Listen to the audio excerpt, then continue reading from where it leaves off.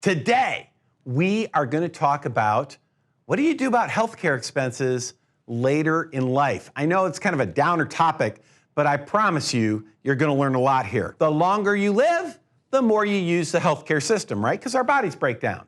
And, hey, what's happening to those healthcare costs over time? You got it, like going up like crazy. Once you hit age 65, then you hit Medicare. And Medicare, I got to tell you, it's like the best health insurance program there is.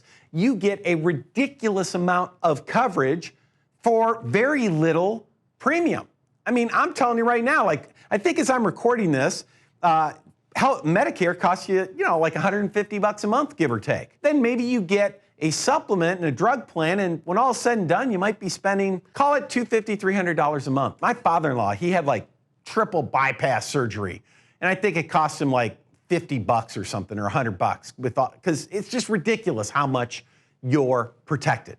I mean, it's awesome. It is awesome. Financially, it's like a big Ponzi scheme, but our government can do that. But there is a big area, a huge gap that Medicare does not cover later in life. And this gap that studies tell us, this big gap, it happens to 70% of people. I'm talking about the need for long-term care. Now, again, I just said long-term care, like, no, I don't know. No, Mike, I don't want to talk about it. I know. But hey, we got to be adults here. Let's talk about it. So what is long-term care? Now, I know what you're thinking. You're thinking, as soon as I say that, what are you thinking? Like my mind, I think about my two grandmothers, right? My two grandmothers, both of them had Alzheimer's. They were in nursing homes at the end of their life, like 7, 8 years. The last 2, 3 years of their lives, in both cases, like they didn't know anybody. I'm sure you're probably like me. You hear that phrase, long-term care, and that's what you think of. I'll bet that you know multiple people, family members, friends, neighbors, where they've blown through a huge portion of their savings, maybe all of their savings, trying to pay for care. Something you need to understand. Most long-term care is not delivered in a nursing home. It's delivered at home or assisted living. And I don't know about you, but someday if I'm lucky enough to live long enough where my body starts breaking down and I need care, hey, I don't want to go to no nursing home. I want to be at home. And the question is, Medicare, it doesn't pay for any of this stuff.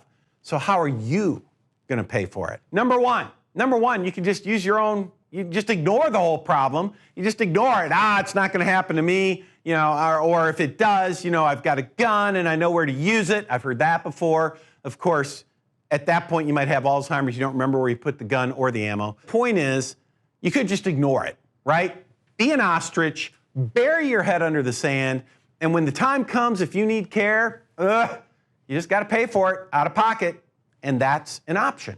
Right? An option is do nothing. But if you want to pay attention, you want to transfer some of that risk to an insurance company, three ways you can transfer risk to an insurance company. Number one, traditional long-term care insurance. Hey, let me give you a little secret here.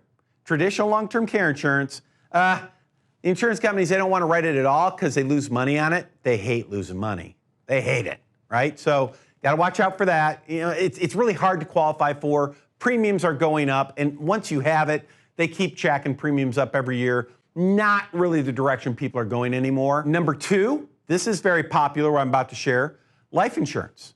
A lot of people are using life insurance contracts because you can use the death benefit in a lot of these contracts also as a long-term care benefit. So imagine this. You go out, you buy a $500,000 life insurance contract. You make premiums that are guaranteed to never change over your lifetime. It's always the same.